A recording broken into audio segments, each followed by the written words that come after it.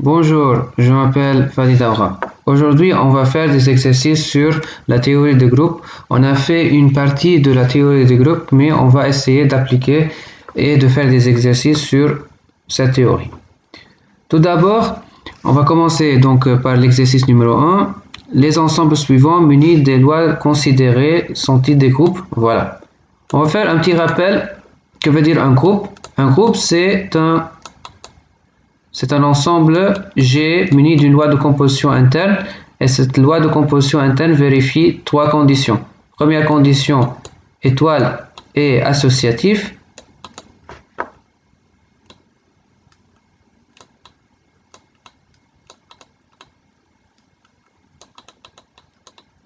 Ça veut dire que quel que soit X, Y, Z appartient à G.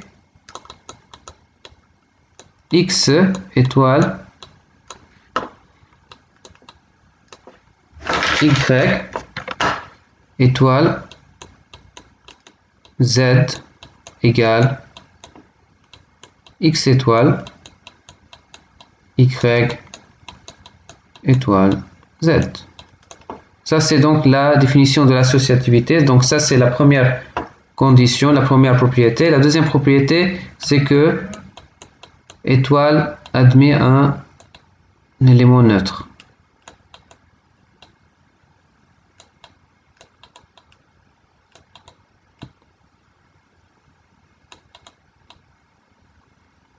E. Que veut dire un élément neutre? Ça veut dire quel que soit X appartient à G. X étoile AE égale E étoile X égale X. Voilà. Troisième propriété, c'est que tous les éléments, quel que soit X, appartient à G. Il existe au moins Y appartient à G, tel que X étoile Y égale Y étoile à X égale à E. Et comme rappel, si il existe un élément neutre, alors cet élément neutre est unique. Donc E est unique dans le groupe. Pas seulement ça, puisque étoile est associative et admet un élément neutre, alors on peut déduire que le symétrique de X est unique. Ça veut dire Y est unique. Donc pas seulement il existe au moins, on peut dire l'unicité. Ça veut dire il existe un unique élément Y appartient à G tel que X étoile Y égale Y étoile à X. Voilà. Si étoile est noté additivement, alors Y est noté par moins X. Si étoile est noté multiplicativement, on dit que Y égale X moins 1. Voilà. Ça, c'est un petit rappel concernant la notion du groupe. Et le but, c'est de vérifier si G est un groupe ou pas. Donc, l'énoncé, les ensembles suivants munis des lois considérées sont-ils des groupes? G est l'ensemble des fonctions. Voilà. Donc, premier exemple. On va commencer donc par le premier exemple. Alors, G, donc, c'est l'ensemble des fonctions. Donc,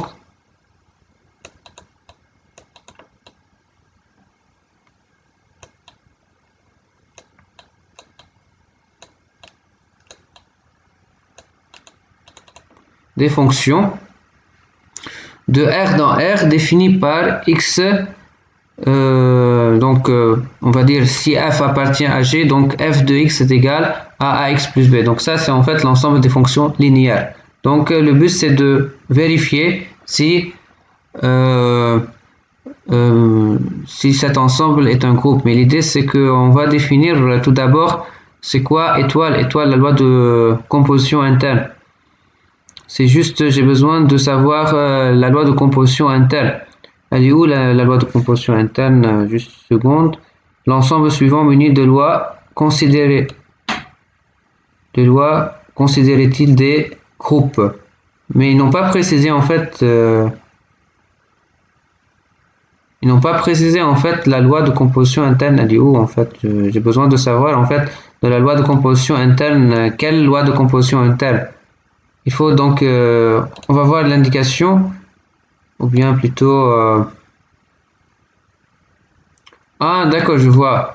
Ok, ok, maintenant j'ai compris en fait. L'idée c'est que ici, la loi de composition interne est la fonction composée. Voilà, c'est ça. Ok, donc l'idée c'est que euh, moi en fait je pense que dans cet exercice, on a l'étoile, on doit savoir quelle étoile. Ok, il faut déterminer quelle loi de composition interne. Mais c'est pas grave. Moi j'ai cru en fait que l'énoncé n'est pas clair parce qu'ils n'ont pas bien défini la loi de composition interne. Mais l'idée c'est que ils ont dit de créer une loi de composition interne, comme par exemple ici. Vous voyez donc ça c'est rond, c'est une des lois de composition interne et du coup donc on va essayer d'utiliser donc rond qui est la loi de composition interne des fonctions. Maintenant, moi j'ai cru en fait on peut par exemple utiliser le plus, on peut utiliser le fois. Donc c'est par exemple le plus et le fois, ce sont en fait des lois de composition interne. Moi, en fait, je ne sais pas. Donc, il faut bien préciser la loi de composition interne parce que quelqu'un peut, par exemple, prendre le rang, quelqu'un prendre, par exemple, le plus, quelqu'un peut prendre le fois. Mais selon eux, je vais essayer de faire la même chose. Donc, on va prendre le rang. Voilà. Donc, F, c'est un élément de G, donc c'est une application définie par, donc on a f de x égale ax plus b. Voilà, pour montrer que G rond c'est un groupe, il faut donc vérifier les trois conditions qui sont ici. Voilà, donc associativité, donc on va essayer donc de prouver l'associativité. Donc si on prend par exemple trois fonctions, donc trois éléments de G, voilà, appartient à G. On va prouver que G rond F égale F rond G. Voilà. Alors, pardon, excusez-moi. Nouveau tableau. Maintenant, on va essayer de calculer G rond H de plutôt comme ça. Voilà. Tout d'abord, G rond H de X. Alors, égale. Tout d'abord, on a f de x égale.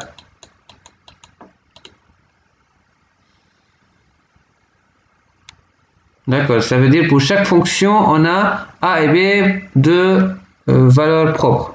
Ok, donc a et b, ce sont les paramètres d'une seule fonction. Alors, donc on va nommer, on va dire af de x plus b. F, voilà. G de x égale ag x plus bg. hx égale ah x plus bh. Voilà. Donc, g rond h est égal à g de h de x. G de h de x est égal à h plus bh égale. Alors, pour calculer g de cette valeur, donc on va remplacer cette valeur, voilà, ici, au lieu de x. Voilà. Voyez. Alors, égal à g de ah x plus bh. Voilà. plus BG égale AG AH X plus AG BH plus BG. Voilà. Ensuite, ça c'est BG rond H de X égale cette expression. Voilà. Je vais entourer l'expression. Voilà. Maintenant, on va calculer f rond cette fonction. Donc, g rond h de x égale, en fait, c'est f de quoi? De a g ah de x plus ag bh plus bg. Voilà. Égale. Donc, on a déjà défini f de x à quoi égale af fois x plus bf. Voilà. Donc, c'est a facteur cette valeur. Donc, c'est tout simplement cette expression. Donc, c'est ici, c'est af, ag, ah x plus ag, bh plus bg plus bf. Voilà. Égale af ag ah de x plus af ag bh plus af bg plus bf. Voilà. Donc ça, en fait, l'expression de la fonction f rond parenthèse g rond h. Voilà. Maintenant, on va calculer la deuxième expression. Alors, le but maintenant, c'est de calculer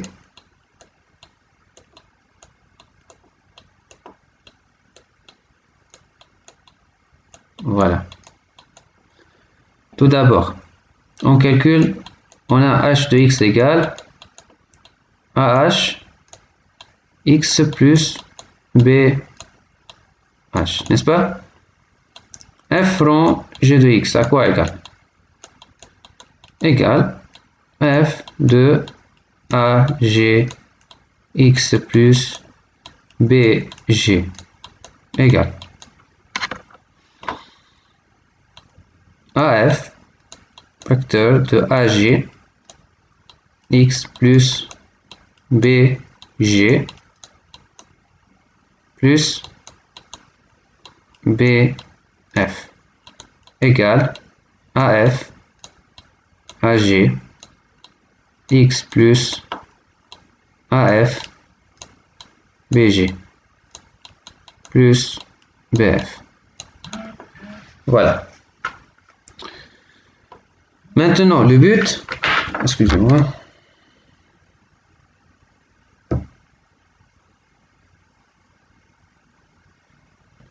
Alors, maintenant, f rond g, ça c'est une fonction de quoi? De h de x. Voilà. Égale, donc, donc on a l'expression ici, cette expression, voilà. On va donc utiliser cette expression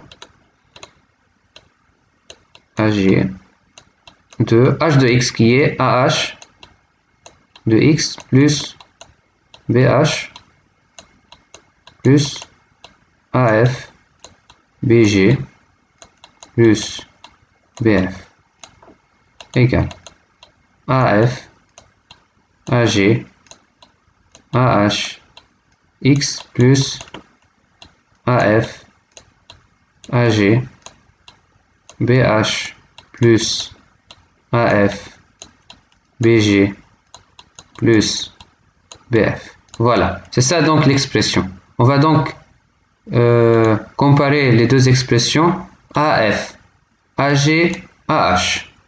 Ça c'est d'une part. Donc AH, AF, AG, AH. Voilà. Ensuite, AF, AG, BH. AF, AG, donc AF, AG, BH. Voilà. Ensuite, AF, BG. AF, BG. Et le dernier, c'est F, BF. Voilà, BF, BF. Donc c'est bien l'égalité. Donc conclusion, F rond G rond H égale F rond G rond H. Voilà. Ça c'est donc l'associativité. Ça c'est une des conditions. Maintenant on va commencer par la deuxième propriété qui est l'élément neutre. Voilà, l'élément neutre. On sait que F rond identité égale identité rond F. Mais est-ce que la fonction identité existe ici? C'est ça la question. Identité, il faut regarder donc le domaine de définition avant tout. Ok, le domaine de définition, ici c'est R, pardon. Donc ici, identité R, voilà. Voilà. De x à quoi égale? Égale x. Est-ce que identité de R, c'est une fonction linéaire? La réponse est oui. Pourquoi? Parce que A est égal à 1 et B égale 0. Donc c'est bien en fait vérifier les conditions. Donc et du coup, on a cet élément qui est un élément neutre pour la loi composée. Voilà, donc on a facilement prouvé que l'existence d'un élément neutre. Troisième propriété très importante, c'est le symétrique. Voilà. Le symétrique. Maintenant, on va vérifier si F, est-ce que F-1 existe? Égale F-1 rond F égale identité. C'est ça la question. Est-ce que ça existe ou pas? Ça, c'est dans le cours des applications ou bien des fonctions. On sait bien que les fonctions linéaires, ce sont des fonctions bijectives. Pourquoi? Tout d'abord, il faut prouver qu'elle est injective, ensuite bijective, n'est-ce pas? Surjective. Donc la première étape, c'est de montrer que F, qui est un élément de G, ok, c'est une forme linéaire. A appartient à R étoile et B appartient à R. Il faut prouver que F est une fonction bijective. Tout d'abord, il faut prouver que F est injectif. Comment on prouve que F est une fonction injective? Si on prend deux éléments x et x', tels que f de x est égal à f de x', alors il faut prouver que x est égal à x'. Donc démontrons ça. Donc si on parle de f de x est égal à f de x', alors ax plus b égale ax' plus b. Voilà. Ensuite, b et b. Donc on a ax égale ax'. Et à la fin, puisque a est différent de 0, alors on peut simplifier. Donc et du coup, x égale x'. Donc voilà. Donc f est bien injectif. Maintenant, il faut montrer que f est surjectif. Comment on prouve que f est surjectif? Il faut prouver que quel que soit y appartient à R à R, il existe au moins X appartient à R tel que Y égale f de X. C'est ça en fait. En d'autres termes, il faut prouver que f de R égale R. Ça en fait c'est la même chose. Ok? Donc commençons la démonstration. Quel que soit Y appartient à R. Est-ce que il existe au moins X appartient à R tel que Y égale AX plus B? Ok? Ou bien en d'autres termes, est-ce que si on prend quel que soit Y, est-ce qu'il existe X appartient à R tel que X égale Y moins B sur A? La réponse c'est oui. Ça c'est correct. Ok? Donc ce qu'on fait en fait, c'est de traduire. On essaye de trouver une hypothèse équivalente à l'hypothèse qu'il faut démontrer. Par exemple, pour démontrer cette hypothèse, il faut démontrer cette hypothèse. Voilà. Et pour démontrer cette hypothèse, il faut démontrer cette hypothèse parce qu'ils sont tous équivalents. Et pour démontrer cette hypothèse, il faut démontrer cette hypothèse. Mais ça, cette hypothèse est correcte toujours parce que il existe au moins X égale Y moins B sur A. Y moins B sur A existe dans R. Du coup, ça c'est vrai. Donc ça c'est vrai. Ça c'est vrai. Et ça c'est vrai. Donc, conclusion, F est bien surjectif. Ça, c'est donc la deuxième condition. Et ça, c'est la première condition. F est injectif. Donc, conclusion, F est bijectif. Quel que soit, F appartient à G. Et bien bijectif.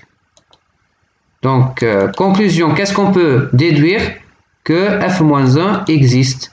Que veut dire f-1? Ça veut dire c'est la fonction telle que f-1 rond f est égal à f rond f-1 égale identité.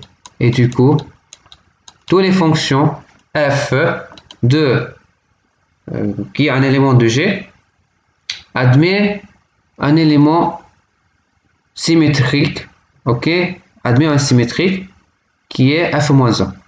Donc, conclusion, le groupe G, le couple G rond, voilà, ce rond, ça veut dire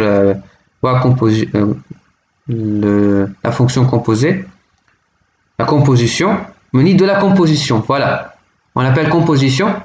Donc, la loi de composition interne, c'est la composition. Et du coup, le couple G rond, c'est un groupe parce qu'il vérifie les trois conditions.